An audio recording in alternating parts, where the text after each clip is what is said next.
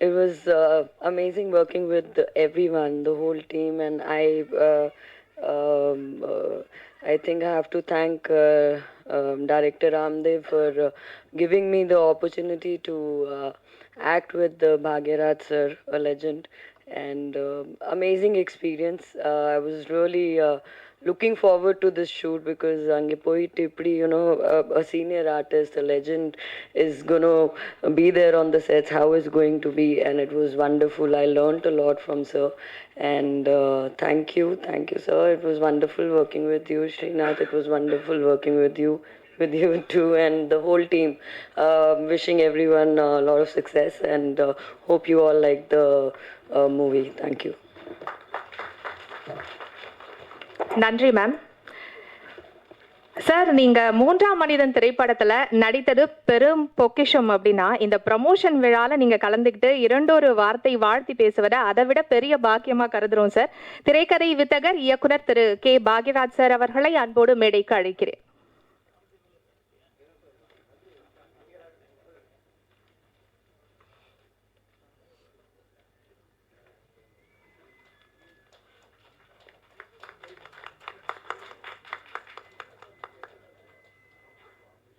எல்லோருக்கும் வணக்கம். நேரம் இல்லாதனால கொஞ்சம் நேரத்தில் பேசி முடிச்சிடுறேன். அதாவது மகாபாரதத்தில் கிருஷ்ண பரமாத்மா மாதிரி எங்களுக்கு இந்த படத்துக்கு மூன்றாம் மனிதனுக்கு அவர் தான் ஒரு தேரோட்டம் மாதிரி நான் நினச்சிக்கிட்டு இருக்கேன். அவர் தான் கண்டிப்பாக இந்த படத்தை தூக்கி நிப்பாட்டுறாரு. அதுக்கு பிறகு நடிச்சிருக்காரு அப்படிங்கிறாரு. அதாவது நடிச்சிருக்கிறது ஏதாச்சும் நடந்த விஷயம். ஏன்னா நிறைய பேர் நடிக்க வர்றாங்க, அவங்கள புதுமுகமாக போடலாம் அப்படின்னா ஆர்வம் தான் இருக்க ஒழிய நம்ம சொல்கிறத செய்ய மாட்டேங்கிறாங்க. சரி, இதுக்கு நம்மளே நடிச்சிட்டு போயிடலாம். ஏன்னா இவங்களை வச்சுக்கிட்டு நம்ம போராடுறத காட்டிலும் நம்மளே நடிச்சிட்டு போயிடலாம் அப்படின்ட்டு. ஏன்னா நான் 5 பாலுக்கு 10 ரன் அடிக்கிறவன். ஏன்னா சின்ன பட்ஜெட்டில் எடுக்கணும். ஏன்னா ஒவ்வொரு விஷயமும் நான் ஒரு ப்ரொடியூசராக, ஒரு டிஸ்ட்ரிபியூட்டராக, ஏன்னா பழகிய நாட்கள்னு ஒரு படம் எடுத்தேன்.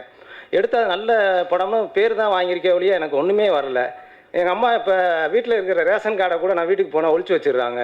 ஏன்னா இதை கூட தூக்கிட்டு போய் அடமானம் வச்சுருவான் படத்துக்கு அப்படின்னு. அதனால் படத்தை ஸ்டார்ட் பண்ணிட்டேன். ஆனால் முடிக்கிறதுக்கு ரொம்ப உறுதுணையாக இருந்த ஞானோதயம் சார், ராஜகோபால் சாரை நான் நன்றி இப்போ கூறிக்கிறேன். வேறு என்ன சொல்கிறது மேம், அதாவது இந்த படத்துக்கு அழகு சேர்க்கிறது சோனியா மேம். அதுக்கு பிறகு பிரணா ஒரு நல்ல ஒரு ஆர்டிஸ்ட்டை நான் அறிமுகப்படுத்தியிருக்கேங்கிறதுல சந்தோஷப்படுறேன். ஸ்ரீநாத் சார் சொல்லவே வேணாம், அவர் விஜய் சாருடைய ஃப்ரெண்டு. இப்போ எனக்கும் ரொம்ப பெஸ்ட்டு ஃப்ரெண்டு. அவ்வளோ தூரம் ரிலீஸ் வரைக்கும் நேற்று முந்தானால கூட ஒரு டிஸ்ட்ரிபியூட்டரை கூட்டு போய் அறிமுகப்படுத்தி என்ன வழி சார் ஏது வழி சார்னு கூட இருந்தே உதவி பண்ணுறாரு. அதுக்கு பிறகு என்ன சொல்கிறது, முடிந்த அளவு முயற்சி செய், முடியாததை இறைவன் செய்வான் அப்படிங்கிற மாதிரி உங்கள் எல்லாரையுமே பத்திரிகை ஊடக எல்லா நண்பர்களையும் ஒரு இறைவனாக பார்த்து நீங்கள் உதவுவீங்கன்னு நான் நினைக்கிறேன். நன்றி, வணக்கம்.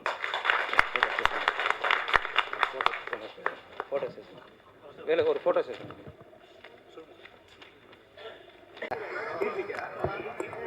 பிரஸ் நண்பர்கள் தற்போது இந்த படம் பற்றிய கேள்விகள் இருந்தால் கேட்கலாம். சார் உங்ககிட்டயே கேட்கலாம்ல, பாக்யராஜ் சார்ட்டே கேட்கலாம்ல. படத்தை பற்றி மெயினாக அவர்கிட்ட கேளுங்க. இல்லை இது மனிதன் அப்படின்னு வருது, நான் சிகப்பு மனிதன், ஸோ நாளைய மனிதன் அந்த மாதிரி வருது. இது மூன்றாம் மனிதன் அப்படின்னு வரும்போது உங்களுக்கு எப்படி தோணுது? அவர் சும்மா சவுண்ட் டப்பிங்கில் போயிட்டு இருக்கு சார். நீங்கள் என்ன அந்த நிக்கில் சதீஷ் அந்த வரிசையில் வர்றீங்களா? இல்லை, உங்கள் மேனரிசம் எல்லாம் அதே மாதிரி இருந்தது. சில விஷயங்கள்லாம் சார் லுக் இப்படி பாருங்கள், அப்படி பாருங்கள், லெஃப்ட் ரைட் பாருங்கள், அது இது டைட்டிலெல்லாம் வச்சுக்கிட்டு நம்ம சிமிலாரிட்டியெல்லாம் பார்க்க முடியாது. ஏன்னா நிறைய படங்கள் அந்த மாதிரி சிமிலாரிட்டி வர்றது உண்டு. இது அதான் நம்ம சொன்ன மாதிரி கேரக்டர்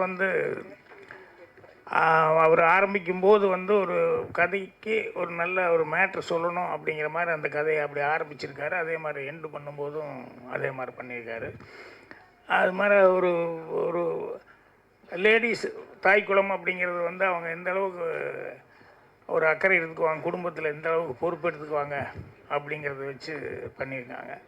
ஸோ அதில் அந்த பிரணா அவங்க நடித்தது அவங்களுக்கு அவங்க இதை மீறின ஒரு கேரக்டர். பட் அதை 2-3 கெட்டப்பில் நல்லா பண்ணியிருந்தாங்க.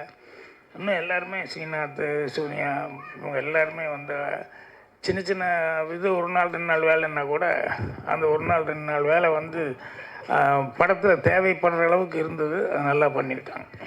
சரி, கமல் சார் இப்போது லேட்டஸ்ட்டாக கேஆர் சாரும் வந்து சின்ன படங்களுக்கு வந்து நிறைய சப்போர்ட் பண்ணோம் அப்படின்னு சொல்லிட்டு இருக்காங்க.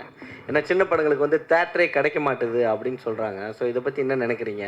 ஏன்னா தேட்டர் வந்து அவ்வளோ பெரிய படங்கள் ஒரு ஃபெமிலியரான ஃபேஸ்க்கு தான் கொடுக்குறாங்க. ஸோ இந்த மாதிரி படங்கள்லாம் வரும்போதே ஒரு ஷோ கிடைக்கிது பெரிய விஷயமா இருக்குது. இல்லைங்க, இங்கேயே நான் பல தடவை சொல்லியிருக்கேன். என்னன்னு சொன்னோம்னா, ஒரு காம்ப்ளெக்ஸில் வந்து பெரிய படங்கள் போடுறாங்கன்னா ஒரு படமாவது சின்ன படம் வந்து கம்பல்சரியாக போடணும்னு கவர்மெண்ட் வந்து ரூல்ஸ் கொண்டு வரணும். அதுக்கு வந்து ப்ரொடியூசர்ஸ் கவுன்சில் இவங்கெல்லாம் ஒரு போராட்டம் பண்ணி அப்படி பண்ணால் தான் கரெக்டாக வருமோ ஒழிய இதை அவங்களா பார்த்துக்குவாங்க அவங்களா பண்ணிக்குவாங்கன்னு சொன்னோம்னா எப்படி சரியாக வரும்? நீ பார்த்துக்கோ நான் பார்த்துக்கோ அப்படின்னு சொல்லி சொன்னா. அதனால் கவர்மெண்ட்டும் வந்து இல்லை சின்ன படங்களை என்கரேஜ் பண்ணோம் அப்படின்னா அதுக்கு வந்து என்ன தயாரிப்பாளர்கள் சங்கம் இவங்கெல்லாம் வந்து அதுக்கு ஒரு பெரிய ஸ்டெப் எடுத்துக்கிட்டு போய் நிற்கணும். போய் நின்னோம்னா 4 தேட்டரில் வந்து ஒரு படம் ஓடுது அப்படின்னா இப்போ பெரிய ஆர்டிஸ்ட்டுக்கு படங்கள்லாம் ஓடிட்டுருக்குன்னு வச்சுக்கோங்களேன். சப்போஸ் டிக்கெட் கிடைக்கலன்னா சரி அடுத்த ஷோ புக் பண்ணிவிட்டு அதுக்குள்ளே இந்த வந்துட்டுமே எவ்வளோ தூரம் அப்படின்னு சொல்லிட்டு சரி சின்ன படம் ஒன்று இது எப்படி இருக்குது பார்க்கலாமே அப்படின்னு சொல்லிட்டு இப்படி தோணும். நானெல்லாம் அப்படி டிக்கெட்டு கிடைக்காம ஃபஸ்ட்டு டே இரவு பகல் படமெல்லாம் அப்படி தான் போனேன். ஏதோ ஒரு படத்துக்குன்னு போனேன்.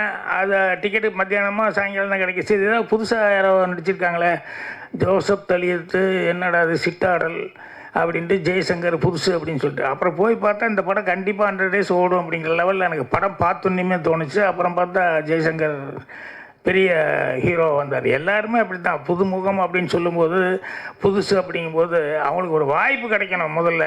அது வந்து கவர்மெண்ட்டும் இவங்களுக்கு தான் ட்ரை பண்ணணும்.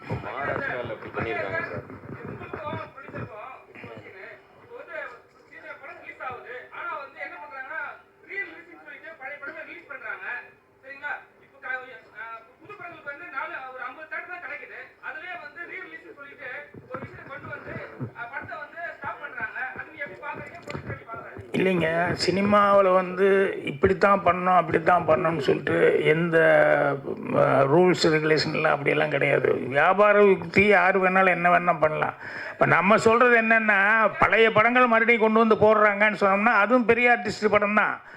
அதுதான் வந்து மறுபடியும் ரிலீஸுக்கு வருது, ரீரிலீஸு. நான் என்ன சொல்கிறேன்னா ஒரு காம்ப்ளெக்ஸில் 4 ஓடுது அப்படின்னு சொன்னோம்னா நீ சின்ன படம் கம்பல்சரியாக போடணுன்னு ஒன்று கொண்டு வந்துட்டீங்கன்னு சொன்னோம்னா அது போதும். இது வந்து சின்ன படங்கள் நடுவில் வந்துருச்சு அப்படின்னு சொன்னாலே அது வந்து அந்த ப்ரொடியூசர்களுக்கு வந்து ஒரு வாய்ப்பு கிடைக்கும். அந்த டைரக்டர்ஸு அந்த நடித்தவங்க எல்லாத்துக்குமே இதில் வந்து இது ஏன் போடுறீங்க அது ஏன் போடுறீங்கன்னு நம்ம பார்க்குறத விட இவங்களுக்கும் ஒரு வாய்ப்பு வரணும் அப்படிங்கிறத அது ஒரு சட்டம் மாதிரி கொண்டு வந்தால் தான் கரெக்டாக இருக்குன்னு சொல்ல வர்றேன். சார், சினிமாவில் இயக்குனர் சங்கம் தயாரிப்பாளர் சங்கம் ஒற்றுமையாக இருக்குன்னு நினைக்கிறீங்களா? அப்பப்போ சண்டை வருது, அது எல்லா காலத்தையும் நடக்கிறது தான். அப்படி இருக்கும்போது எப்படி கேட்க முடியும் கவர்மெண்ட் கிட்ட நீங்கள்? இல்லை சார், அப்படி கிடையாதுங்க. எல்லா விஷயத்துலையும் இங்கே நம்ம சில நேரங்களில் சண்டை போட்டுக்கிறோன்னா எல்லாத்துக்கும் ஒட்டுமொத்தமாக ஒரு சில விஷயங்கள் நடக்கணும் இல்லையா? இப்போ கலைஞர் 100ஆண்டு விழா கொண்டாடுறதுன்னு சொன்னோம்னா இதில் வந்து அவங்க சண்டை போட்டிருக்கோங்கிறதுக்காக நீ வந்து நான் வரமாட்டேன்னு சொல்ல முடியும். எல்லோரும் சேர்ந்து கலைஞர் என்னன்னு பார்க்கணும். அவர் ஆரம்ப காலத்துலேருந்து சினிமாவில் இருந்தவர். அவர் ஆரம்பத்தில் வந்து படத்தில் வந்து வசனங்கள் எழுதினவர், கதை வசனம் எழுதினவர் அப்படின்னு சொல்லிட்டு அவர் ஒரு ரைட்டராக வந்து நம்ம பார்த்தா அதுக்கு ஒரு மரியாதை கொடுக்க வேண்டியது இருக்குது அப்படிங்கிறது எல்லாத்துக்குமே தெரியும் இல்லையா? ஸோ அதனால் 100ஆண்டு விழாங்கும்போது இதில் நீ யார் நான் யார் அப்படின்னெல்லாம் யாருமே பார்க்குறதில்ல. அவருக்கு ஒரு மரியாதை செய்யணும் அப்படிங்கிறது எப்பவுமே அவங்கெல்லாம் என்ன சாதனை பண்ணாங்களோ அதை வந்து நம்ம வந்து மறுபடியும் புதுப்பிச்சுக்கிட்டே சொல்லிக்கிட்டு இருக்கணும். அப்போ தான் அடுத்த ஜென்ரேஷனுக்கு அது தெரியும். ஓ, அவங்களுக்கு 100ஆண்டு விழா எடுக்கணும்னா அவர் என்ன வசனம் எழுதுறாருன்னு சொன்னோம்னா அப்போ தான் அவன் வந்து திருப்பி பார்ப்பான். பராசக்தி படமெல்லாம் அவர் என்ன டைலாக் எழுதினார் என்னங்கிறதெல்லாம் திருப்பி பார்க்கறதுக்கான வாய்ப்புகள் வருது.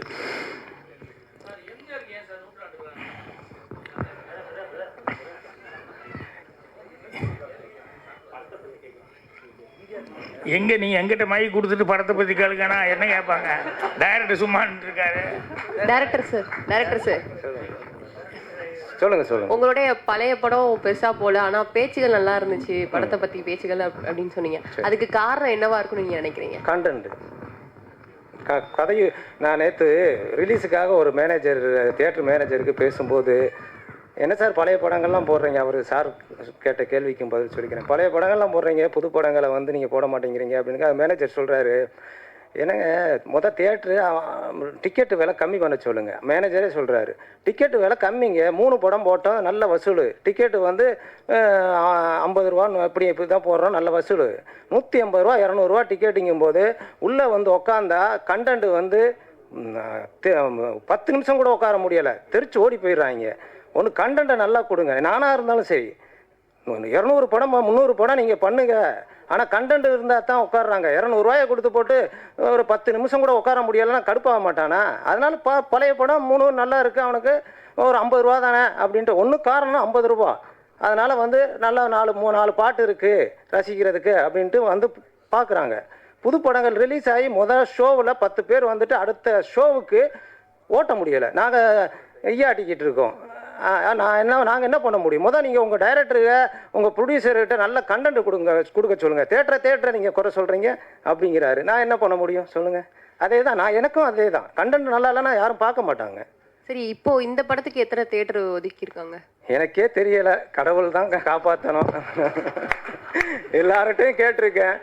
நேற்று கூட ஒரு போட்டாச்சு, ஆனாலும் கடவுள் காப்பாற்றுவார். அதான் இறைவனா, அதாவது முடிந்ததை முயற்சி முடியாத இறைவன் செய்வான். அதான் நீங்களும் ஒரு கடவுள் தான், தியேட்டர் அதிபர்கள் அவங்களும் கடவுள் தான்.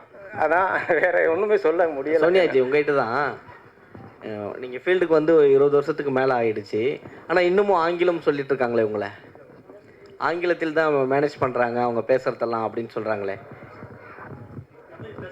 தமிழில் நீங்கள் பேசாமல் ஆங்கிலத்தில் மேனேஜ் பண்ணிட்டு இருக்கீங்க. இல்லைங்க, நடிக்கிறதெல்லாம் தமிழில் பேசும்போது பிக்கப் பண்ணி நடிச்சிடுறாங்க. நான் சொல்ல வந்தது என்னென்னா, ஃப்ளோவாக பேசுறது அப்படிங்கிறது இருக்குல்ல, அது அவங்கவுங்க தாய் பாஷை அப்படின்னு சொன்னோம்னா அது கொஞ்சம் ஃப்ளோவாக பேச முடியும். இன்னொரு பாஷைங்கும் போது அவங்க கொஞ்சம் டைம் எடுத்து கற்றுக்கிட்டு தான் இது பண்ணி ஆகணும். ப்ராமிட் பண்ணி பண்ணும்போதும் கரெக்டாக கேட்டு பண்ணிடுறாங்க. அதனால் சில பேர்த்துக்கு வந்து சில அவங்கவுங்க தாய் மொழி தவிர்த்து வேறு ஏதாவது பேசுறது எத்தனை வருஷம் ஆனாலும் இருக்குது. இப்போ என்னையே கேட்பாங்க எல்லோரும், என்ன கோயம்புத்தூர் கொங்கு நாடு பாஷை மாறாது, என்ன பண்ண முடியாது. ஸோ நான் பேச ஆரம்பிச்சுன்னுமே கோயம்புத்தூருங்கிறது ஈஸியாக தெரியும். ஸோ அது சினிமாவில் நான் என்ன மாற்றணும்னு நினச்சா கூட, பட் எல்லாம் ரசிக்கிறாங்கும் போது ஓகே அதையே பண்ணிட்டு போயிடுவோம். அதையே நம்ம விசப்பரிச்சியாக போகணும் அப்படின்னு சொல்லிட்டு பண்ணுறதில்ல. அனைவருக்கும் நன்றி.